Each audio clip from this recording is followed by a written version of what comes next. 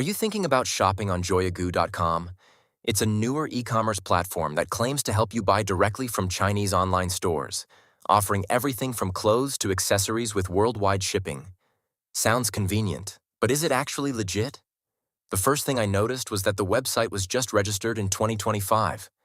Now, being new isn't a deal breaker. We all start somewhere. But it does mean the site hasn't had enough time to build trust. I also checked their About Us page and found it completely blank, which is a bit of a red flag.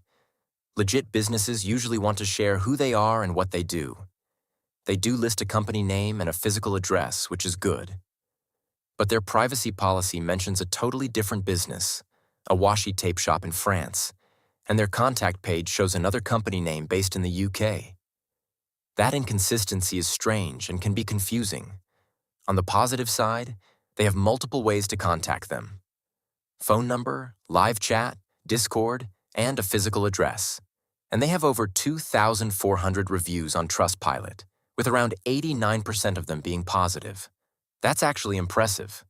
Some users said their items arrived on time, were well packaged, and matched expectations. One buyer even mentioned receiving their order in Hungary in just 3 weeks. But not every review is glowing. A few customers said the pricing was unclear and that they were charged high shipping fees after placing their orders. One person said their package was returned due to a missing house number, but the company wouldn't show proof. Another said their order never shipped and that customer service was unhelpful. I also found a Reddit post explaining that Joyagoo.com isn't the actual seller. They're a middleman. You request the item, they buy it from a Chinese seller, check the quality, and ship it to you. That can work, but it also means you're relying on two different parties for your order to go smoothly. So, is Joyagoo.com a scam? I wouldn't say that, but it does come with risks. If you want to try it, start with a small order and see how it goes. Always do your research first.